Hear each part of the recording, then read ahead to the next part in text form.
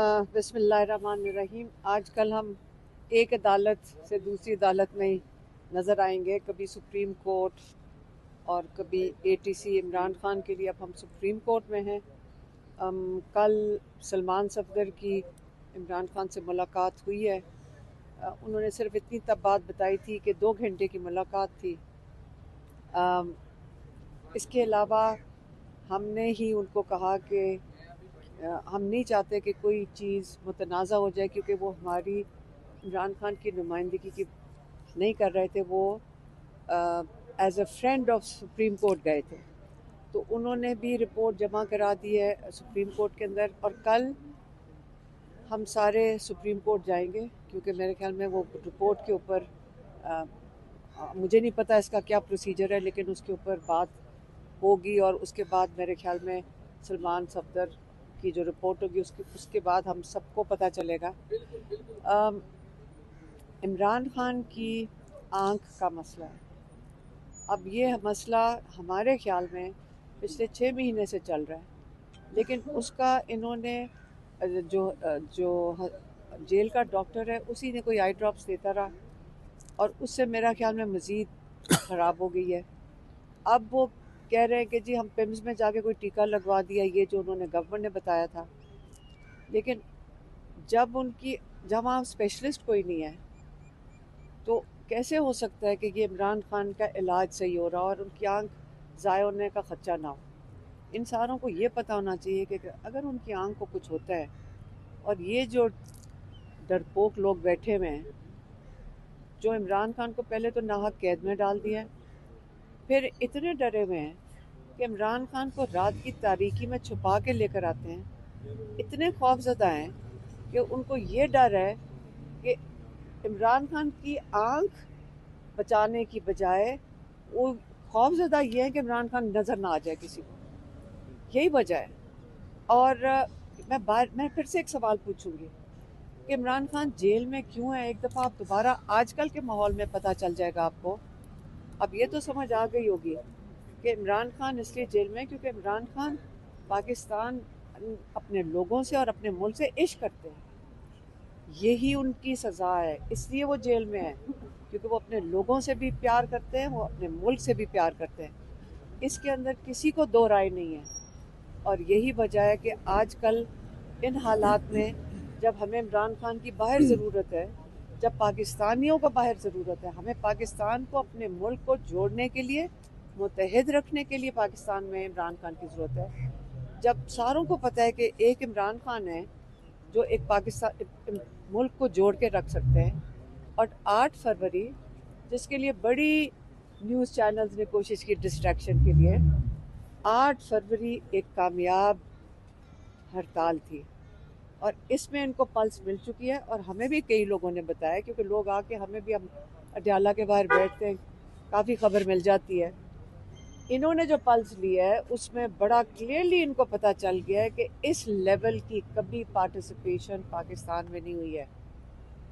Sindhi, interior Sindh, Pakistan interior, KP, Balochistan, Gilgit Baltistan, Kashmir, मतलब आज़ाद कश्मीर जिसको हम कहते हैं, तो ऐसी पार्टिसिपेशन तारीख में नहीं है। इनको ये समझ आ गई है कि एक इंसान जो पाकिस्तान को जोड़ के रख रहा है वो इमरान खान है, और उसके ऊपर जितनी मर्जी डिस्ट्रैक्शन कर लें। ये डार साहब खड़े हैं, इनको भेजा गया था कि पूछे पसंद का। आप मुझे बताएं, पतंग उड़ाने का हम रंगरलियाँ नहीं मनाते। हम बचपन से, आज से हम नहीं, हम सारे बच्चे भी, पतंग उड़ाना एक स्पोर्ट है, जैसे कि आप क्रिकेट और बाकी चीज़ें करते हो। और हमने 8 तारीख को तो हम तो सारे घर में थे, क्योंकि हमें तो कहा गया था कि घर से नहीं, आपने घर में बंद करो। हम घर में उनमें से थे जो बंद थे। हाँ, वो नहीं था कि रैली में नहीं गए, क्योंकि लोग रैलीज में भी निकले, वो नहीं हमने किया। लेकिन घर में तो हमने पूरा अपना हिस्सा लिया, और आइंदा भी होगा, भी आप देखते जाना। 8 फरवरी कामयाब था। और ये जो आप इस किस्म की जब खबरें निकालते हैं कि बसंत, मेरे बच्चों ने भी, मेरे बहन के बच्चों ने भी, हमारे नवासे नवासी पोतियों ने, छोटे छोटे बच्चों ने कैदी नंबर 804 की शौक से बनाकर पतंगे उड़ाई थी घर से। और जब आप इस किस्म की डिस्ट्रैक्शन करते हैं तो मुझे दुख होता है कि आपको करने की ज़रूरत नहीं पड़नी चाहिए। आप मिसकोट करें, आप मिसलीड करें, इसलिए मैं उसकी क्लैरिफिकेशन इसलिए दे रही हूँ क्योंकि वो डॉक्टर साहब आप ही ने खबर दी थी, इसलिए आइंदा मिसलीड ना करना, उसका फ़ायदा कुछ नहीं होता। 8 फरवरी कामयाब हुआ है, ये कभी ना भूलना। आप उससे आपको नहीं पता, जिनको पता चलना चाहिए उनको पता चल गया। आप जो मर्जी कर ले मीडिया के ऊपर, लोगों को पता है जिन्होंने हिस्सा लिया था, और अब हम उनको मुबारकबाद देते हैं कि आपने 8 फरवरी को कामयाब किया। इंशाल्लाह आगे भी ये जो हमने कहा था ना कि अगर आप एक टेंजिबल बना दो इसको, कि एक प्रेशर डालना है, यही चीज़ होती है ना प्रेशर। अगर हम इन पे प्रेशर नहीं डालेंगे हम इमरान खान का इलाज नहीं करा सकते। हम इन पे ये सारा कुछ नाजायज़ कर रहे हैं। हमारे पास अब क्या चीज़ है सिवाय इसके कि इनके ऊपर प्रेशर क्रिएट करें। अगर प्रेशर नहीं डालेंगे तो ये इमरान खान का इलाज नहीं होने देंगे। हम प्रेशर नहीं डालेंगे ये इमरान खान को मज़ीद तंग करेंगे। हम प्रेशर नहीं डालेंगे कि ये हमें मुलाकातें नहीं करने देंगे। और हम प्रेशर इंशाल्लाह इतना बिल्ड करेंगे कि ये मजबूरन इमरान खान को और बाकी सारे कैदी, बुशरा बीबी, बाकी सारे कैदी, उनको रिहा करना पड़ेगा। और अब हमारा जो डिमांड है वो इमरान खान को इंसाफ तो का है। अब जुडिशरी के ऊपर हम सब की नज़र जाती है कि जितने भी लोग हैं इस वक्त, जो भी कुछ नाजायज़ सज़ाएं दी जा रही हैं, जो कुछ लोग जेलों में हैं, उसका जो सारा दारोमदार है वो अदालतों पे है। आज मैं अपना केस सारा दिन जो सुनती हूँ, इसी से पता चल जाता है आप कर क्या रहे हैं। ये जो लोग, जब प्रोसिक्यूशन खड़ी होती है वहाँ पे पूरे एक माहौल ऐसा होता है कि सबको पता है ये सारा झूठ है। आप सोचे किस किस्म का हमारा अदालतों का माहौल है। यहाँ पे तो एक इंसान झूठ बोले उसको इतना डर होना चाहिए जज से कि वो जेल में डाल दिया जाएगा। अल्लाह से डरना चाहिए उसको, जज से डरना चाहिए। यहाँ पे माहौल ही यही है कि सब झूठ बोलो, वो मजाक है। मतलब झूठ बोलना एक मजाक समझा जाता है और अल्लाह से कोई खौफ नहीं है किसी को। तो इसलिए हम जजेस को कहेंगे कि देखें, इमरान खान खड़े हुए रूल ऑफ लॉ के लिए, इमरान खान खड़े हुए जमहूरियत के लिए, लेकिन हर चीज़ का जो दारोमदार है, हर चीज़ का, पाकिस्तान की बेहतरी का दारोमदार अदालतों पे है।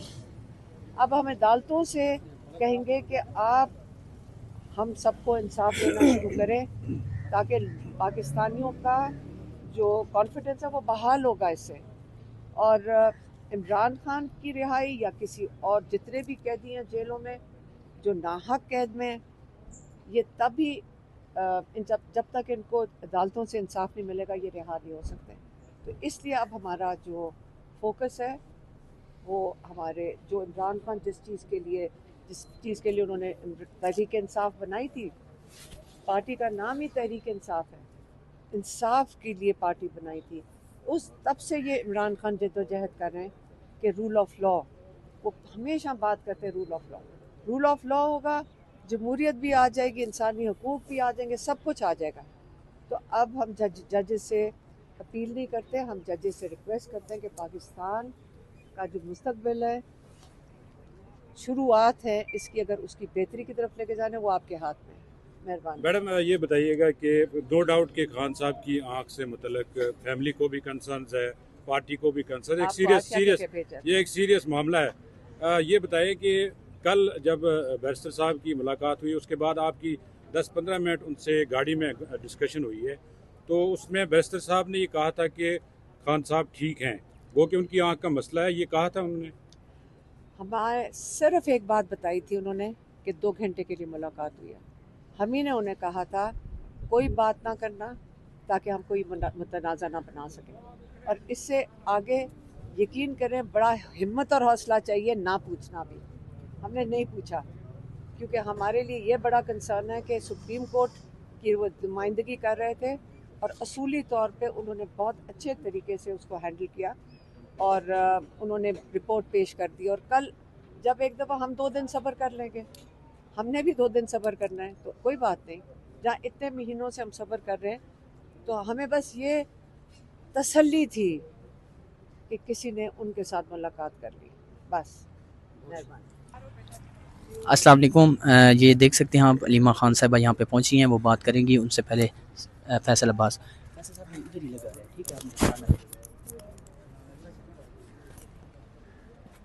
स्टार्ट करें जी। बिस्मिल्लाहिर्रहमानिर्रहीम।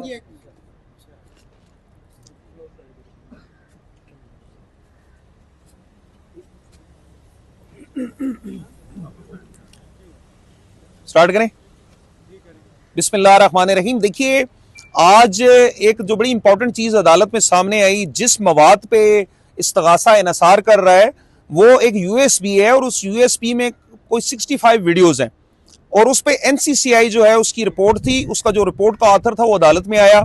उसने ये अदालत में बताया कि वीडियोस मिक्सिंग पे मबनी है, वीडियोस में एडिटिंग है, वीडियोस में बहुत सी जगहों पे ऐसा है कि कोई जो शख्स कहा जा रहा है कि जो बात कर रहा है उसके होंठ नहीं हिल रहे, और उसके रिकग्निशन का कहा गया है। और ये साबित हुआ है किसी भी वीडियो में ओरिजिनल सोर्स मौजूद नहीं है, किसी भी वीडियो के मुतालिक जिस मोड से रिकॉर्ड किया गया है वो मौजूद नहीं है। और ये उस जो रिपोर्ट है उसके कंक्लूजन में लिखा हुआ है कि ये तमाम वीडियोस जो सी हैं अनऑथेंटिकेटेड हैं, मैनिपुलेटेड हैं, और ये तमाम चीजें रिकॉर्ड पे आ चुकी हैं। ये इस्तगासा का अपनी दस्तावेज है, और इस दस्तावेज के मुताबिक जो वीडियोस जिन पे इस्तगासा इनसार कर रहा है, इस शहादत की रोशनी में मैं ये समझता हूं कि अदालत इंशाल्लाह उस वीडियो को रद्द करेगी। और इस वीडियो के अलावा उनके पास कोई कतन सबूत ही नहीं है। मैं आप लोगों से ये कहता आ रहा हूं कि इल्जाम तो ये है कि अलीमा खानम साहबा, जो इल्जाम है इस्तगासा का, कि उन्होंने आके पुरअमन एहतजाज की 22 नवंबर को बात की, और उस पुरअमन एहतजाज की बाबत जो ये इन लोगों को जो इनसार है, ये कुछ वीडियोस जो बताते हैं, उन वीडियोस में ऐसे किसी बयान का जिक्र ही नहीं है सिरे से। और जो वीडियोस इन्होंने लगाई हैं ये बिल्कुल रिकॉर्ड पे आ चुका है कि ये इस्तगासा के इल्म में नहीं है, ना ये उस कंसर्न एक्सपर्ट के इल्म में है कि ये वीडियोस कब रिकॉर्ड की गई, ये वीडियोस किस जगह रिकॉर्ड की गई, ये वीडियोस किस वक्त रिकॉर्ड की गई। तो यूएसबी जो उनका मेन जो एविडेंस थी, जो प्राइम एविडेंस, वो ये समझते हैं, इस्तगासा का कहना है वो प्राइम एविडेंस मैं ये समझता हूं कि आज की जिरा की रोशनी में रद्द हो चुकी है। दूसरा, एक इनका मुस्तगीस पेश हुआ जिसने कहा कि एक एहतजाज हो रहा था, और उसमें उसका यह कहना था कि उस एहतजाज में 130-135 लोग थे, और मजीद कहना था कि 77 लोग उन्होंने अरेस्ट किए, ये अंजुमन फैजुल इस्लाम जो मदरसा है फैजाबाद के नजदीक, वहां से। लेकिन वो तमाम जो लोग उन्होंने अरेस्ट किए, ये माना उसने, जो जिस दिन एफआईआर हुई वो तमाम लोग पख्तून थे या बलोची थे, उसमें कोई भी लोकल लीडरशिप का शख्स मौजूद नहीं था। तो इससे वाज़ेह होता है कि ऐसा कोई वकूआ सिरे से हुआ ही नहीं। ये गाड़ियों से उतार के लोगों को अरेस्ट करते रहे, और अरेस्ट करके झूठे और बेबुनियाद मुकदमे का इंदराज करते रहे, और उस मुकदमात में पीटीआई की मेन लीडरशिप के साथ साथ इमरान खान साहब की जाती फैमिली को निशाना बनाया गया, उनकी बहनों को इन केसेस में ड्रैग करने की कोशिश की गई, जो महज सियासी बुनियादों पर किया गया। इन केसेस में कतन कोई मवाद नहीं, और मैं ये समझता हूं कि अभी इतना मवाद आ चुका है, उस मवाद को सामने रखते हुए अलीमा खानम साहबा को इस केस में बरी किया जाना चाहिए। तो आज की ये सारी कार्रवाई थी, बाकी बात आप। और एक इंपॉर्टेंट बात कि इस तमाम कार्रवाई में जो एक और बात उसने की कि 1 मिनट तक 6-7 लोग फायरिंग करते रहे। मुस्तगीस ने यह कहा कि 1 मिनट तक 6-7 लोग फायरिंग करते रहे, और उसमें अलीमा आपा ने भी एक बात ऐड की कि ये बताइए कि ये जो पुलिस वाले थे, क्या इन्होंने कोई बुलेट प्रूफ जैकेट पहनी हुई थी? तो उसने बताया जी बुलेट प्रूफ जैकेट भी नहीं पहनी हुई थी, और 6-7 लोगों की फायरिंग के बावजूद 1 मिनट के अंदर एक शख्स भी जख्मी नहीं हुआ।